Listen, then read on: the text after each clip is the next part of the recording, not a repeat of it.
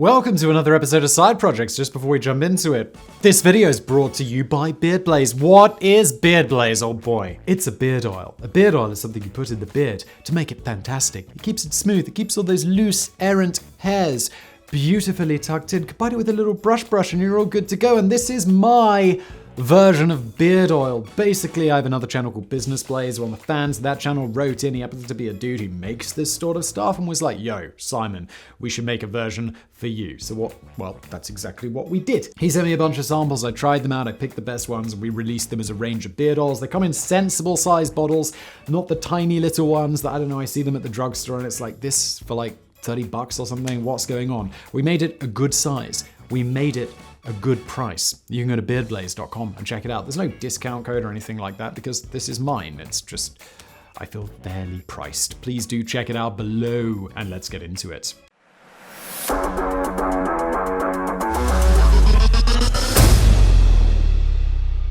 From faulty intelligence, fatal miscommunications, and friendly fire to criminal wasteful expenditures, incompetent leadership, and shameful tactical errors made by commanders on the ground, military blunders come in all shapes and sizes. Most of us have heard of the tragic charge of Britain's Light Brigade in the Crimean War, the Battle of Little Bighorn that saw Custer's cavalry troops slaughtered in droves, and America's $1 trillion disaster in Vietnam. That said, now let's take a look at some of history's other epic military disasters.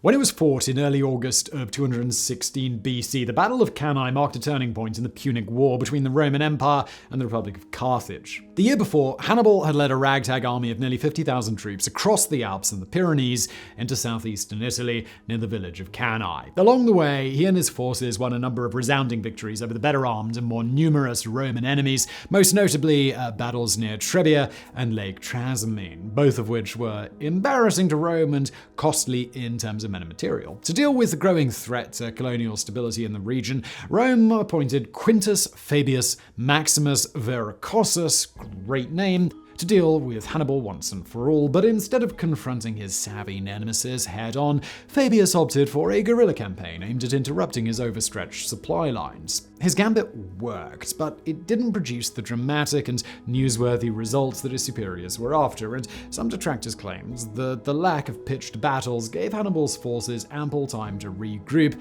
recover, and rearm. At the time, many Roman citizens, politicians, military officers were eager for a quick conclusion to the hostilities, largely because they were spending tons of money with little to show for it, and with each defeat the likelihood of allies defecting increased. By the time the two forces met at Cannae, the Roman legions, numbering nearly 90,000 strong, were twice as large as Hannibal's army. Whereas Roman soldiers were often better trained and had more standardized equipment, including heavy javelins, long lances, and bronze body armor, helmets, and shields, by contrast, Hannibal's forces were more diverse and less professional, and many had no armor and were only equipped with swords, spears, slings, and small little knives. Relying on tried-and-true battle tactics and confident in their superior numbers, the Romans formed deeper phalanxes than usual, and instead of going on the offensive, they waited patiently for Hannibal to make the first move. Capitalizing on his smaller forces' mobility, Hannibal did just that, first encircling the Romans with two distinct rings and eventually ordering them to squeeze their prey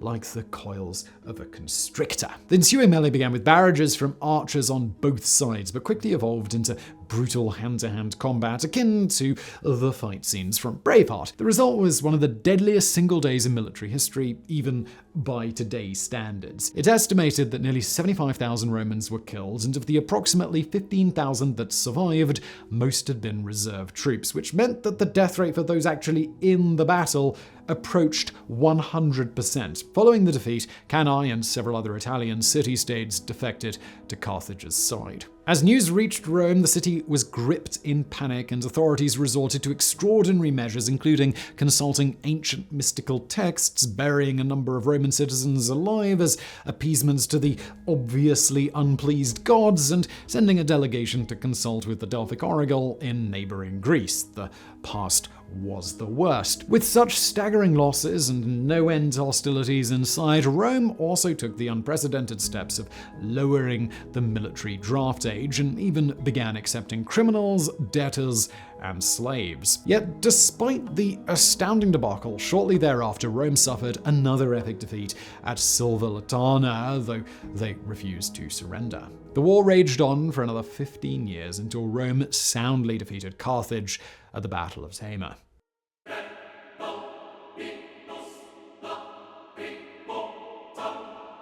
On the first day of the Somme offensive in 1916, the British Army lost nearly 20,000 troops and saw another 40,000 injured, all to gain a few square miles of relatively meaningless ground. By all accounts, the first day was among the bloodiest and most infamous in all of World War I, and never again would the Brits suffer such heavy losses so quickly.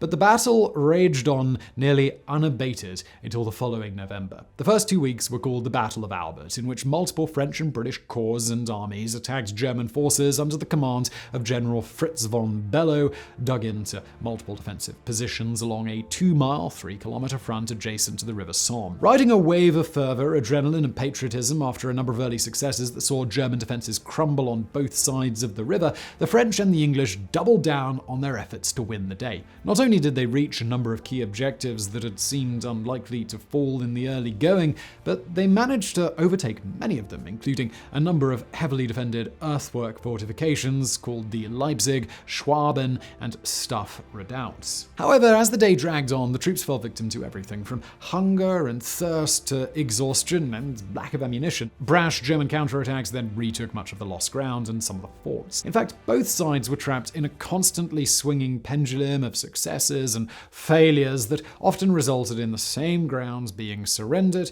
taken and retaken multiple times within the span of just a few hours. As evening and then nighttime approached, many British commanders were loath to settle for ceding ground they'd taken in fierce fighting earlier on, and they often ordered the troops to perform nearly suicidal frontal assaults against entrenched Germans who were backed up by artillery. The areas between the lines were collectively known as no man's land, and they became so strewn with the dead and dying that they resembled scenes from Dante's Inferno. Conditions became so bad and the screams of the wounded so unbearable that a number of short-term truces were called, during which combatants from both sides laid down their arms and wandered into the wasteland to collect their fallen comrades. At the Battle of the Somme, the Germans suffered heavily as well, but on the first day, the majority of casualties were British infantrymen.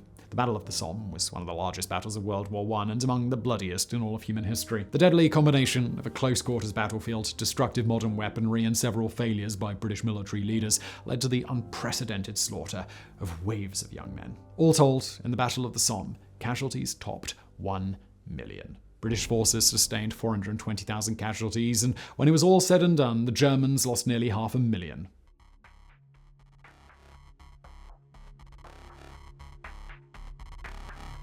Though things began promisingly just after World War II, by 1953 France's occupation of Indochina was in its proverbial death throes. A succession of well-known commanders, including Philippe Leclerc-Hautecloque and Roger Blaizot, were appointed to set things right, but each proved incapable of putting down the so-called Viet Minh insurrection that was intent on driving out the foreign invaders. Between 1952 and 1953, the Viet Minh took large tracts of Lao and the plain of Jars in the north-central highlands, and unable to slow the advanced French forces, began a series of strategic withdrawals, largely dictated by inadequate troop strength, minimal equipment, and tenuously long supply lines. But despite the setback, in mid-1953, they began strengthening numerous positions in the region around the Hanoi Delta, after which a number of offensives were planned out against the Viet Minh in the northwest. Establishing a string of fortified outposts, one of which was Dien Bien Fu, French Premier René Maire appointed the trusted colleague Henri Navarre to take command of French forces. Though it appeared that things were looking up thanks to new plans and new leadership,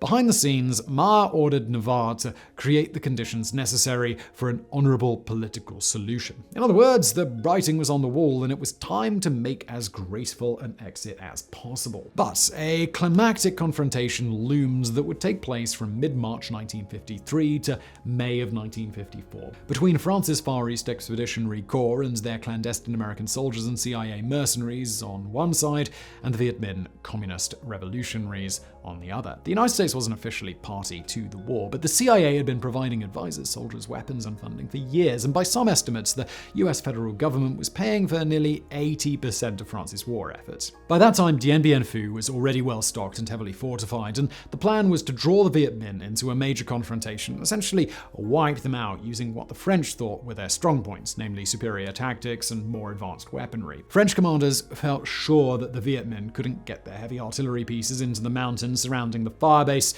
but to their horror, they did just that, taking them apart piece by piece and lugging them thousands of feet into the mountains using rudimentary skids, slings, and pulleys. The Viet Minh painstakingly moved and reassembled dozens of howitzers and began raining artillery shells down on the beleaguered French defenders with impunity. Dien Bien Phu was continuously resupplied by air, but as the Viet Minh forces closed in under the command of General Giap, the surrounded and besieged French retreated ever farther into their bunkers, and toward the end most of the airdrop supplies fell into enemy hands. Tenacious ground fighting ensued, in which combatants were often just a few dozen yards apart, and though the French repelled many assaults, eventually all key positions were overrun. A few soldiers escaped during the night and made their way to neighboring Laos, but most surrendered weak, emaciated, and out of ammunition. Shortly thereafter, the French government officially relinquished their claims in the region by signing the Geneva Accords in 1954, and troops were subsequently withdrawn from Indochina. However, despite having nearly no bargaining power, the French stipulated that Vietnam be temporarily divided along the 17th parallel, giving the lands north to Ho Chi Minh and the Democratic Republic of Vietnam,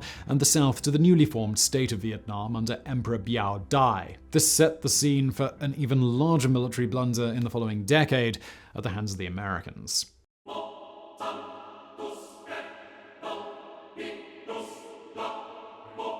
The Battle of Karasbasi purportedly took place during the Austro-Turkish War on the night of September 21st, 1788, but in most respects it wasn't really a battle at all. In fact, if not for the hundreds or thousands of deaths resulting from a friendly fire incident that started over some soldiers' unwillingness to share booze with their compatriots, it might be among the most laughable of all military blunders. Friendly fire incidents are relatively frequent in combat, and they're usually the result of misidentification and miscommunication. But in this instance, the events surrounding the incident were even more bizarre. As the story goes, on that night, a number of units within the Austrian army were actively looking for Ottoman forces suspected of being nearby. But unlike most armies today, Austrian army regiments were then largely made up of soldiers of different ethnicities and nationalities who spoke different languages. At least one first-hand account claims that different units stumbled upon one another in the dark, and unable to communicate due to language barriers, they assumed the other was the enemy, after which they panicked and began firing at anything that moved. Some commanders apparently recognized what was happening and ordered their respective troops to stand down, but in the clamor, their pleading fell on deaf ears. However, after exhaustive research, many historians claim that this version of events was a shameless whitewash meant to obscure the embarrassing nature of what really happened, lest the sheer lunacy and incompetence bolster the enemy's confidence. In fact, it's now commonly believed that a contingent of hussars scouting potential river crossing sites didn't find any Ottomans, but instead ran into a band of local gypsies who sold them a few barrels of schnapps, which they immediately began drinking. Soon after, other soldiers from different units encountered the hussars and asked if they could join the party, but they were vehemently rebuffed, and already tipsy, the hussars began setting up makeshift barricades around their hooch, albeit jokingly at first, but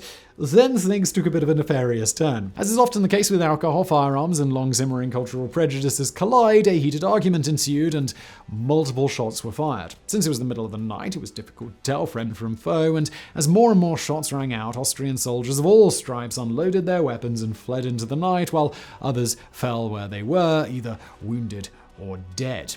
To make matters even worse, at least one corps commander became convinced that his position was being overrun and ordered nearby artillery batteries to open fire, killing hordes more than may have died otherwise.